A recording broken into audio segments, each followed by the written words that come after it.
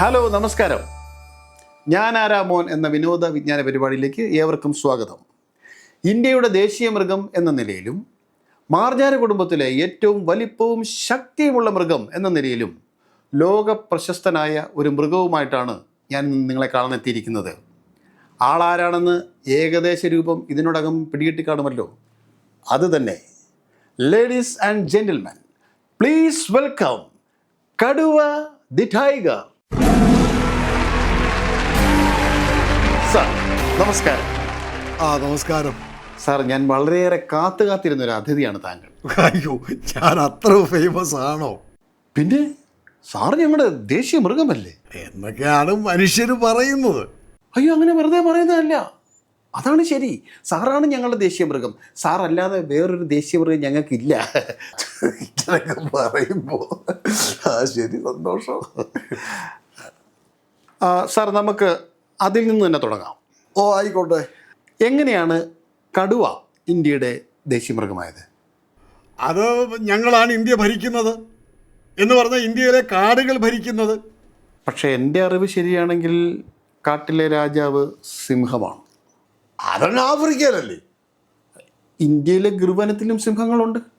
4, 3, 7 പേര് കാണും. അയ്യോ, 7ഒന്നുമല്ല, അവർ 600 പേരുണ്ട്. 600 ഒരു ചെറിയ സംഖ്യയല്ല. അപ്പം ഞങ്ങളോ? നിങ്ങൾ എത്രയുണ്ട്? എത്രയുണ്ട്? അതൊരു 1000, 2000, 3500 പേരുണ്ട് ഞങ്ങള്. 3500? 3500 ഇന്ത്യയിൽ മാത്രം? ഇന്ത്യയിൽ മാത്രം.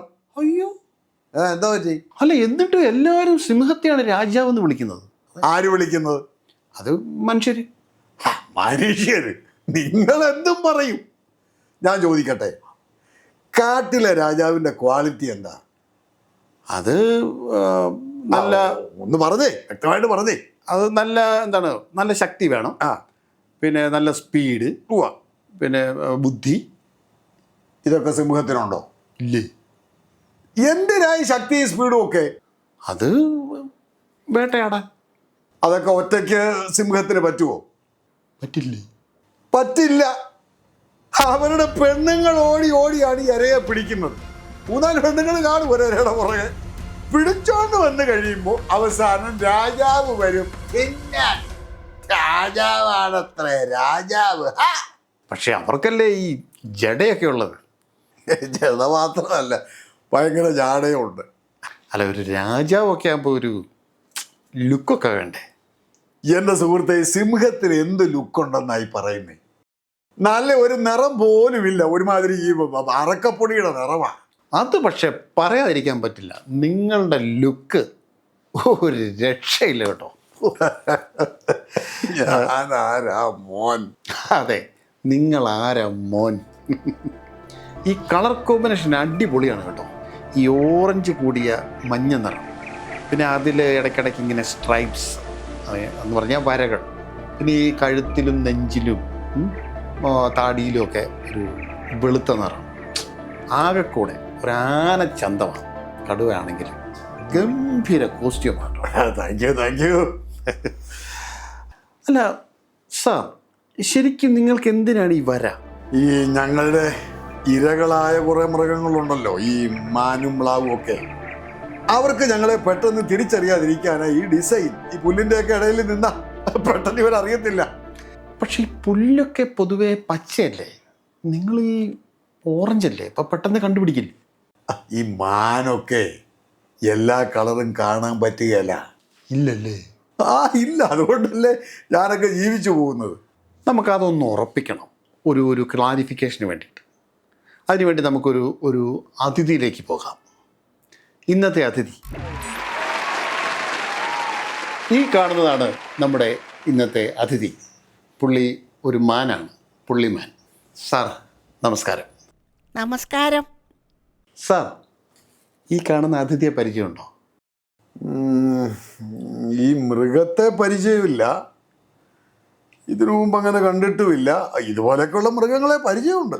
എങ്ങനെയാണ് പരിചയം? ഞാൻ തിന്നിട്ടുണ്ട്.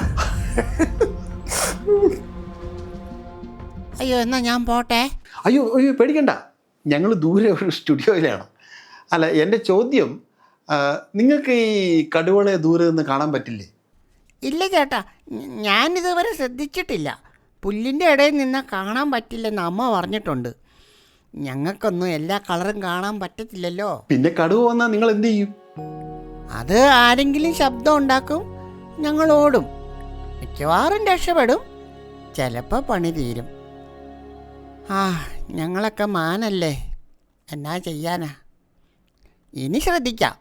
കടുവയെ നേരിട്ട് കണ്ടല്ലോ, ഇനി ശ്രദ്ധിക്കാം. ഓക്കെ, വളരെ നന്ദി ഞങ്ങളുടെ ഈ പ്രോഗ്രാമിൽ സംബന്ധിച്ചതിന്. നമുക്ക് വീണ്ടും കാണാം. Okay, bye bye. Thank you, Tata. നിങ്ങൾ എന്തൊരു പണിയായി കാണിക്കുന്നത്? എന്തു പറ്റി സാർ? അവർക്ക് ഞങ്ങളെ തിരിച്ചറിയാൻ തുടങ്ങിയാൽ പിന്നെ ഞങ്ങൾ എങ്ങനെ ജീവിക്കും?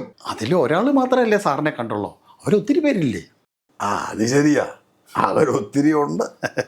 സാറ് പേടിക്കണ്ട സാറേ, സാർ അടിപൊളിയാ. സാറാരാ മോൻ. അതെ, ഞാനാരാ മോൻ. ഈ മോൻ്റെ വിശേഷങ്ങൾ ഇവിടെ അവസാനിക്കുന്നില്ല. കൂടുതൽ വിശേഷങ്ങളുമായി നമ്മൾ അടുത്ത എപ്പിസോഡിൽ വീണ്ടും കാണും. അതുവരെ എല്ലാവർക്കും നമസ്കാരം. ബായ്.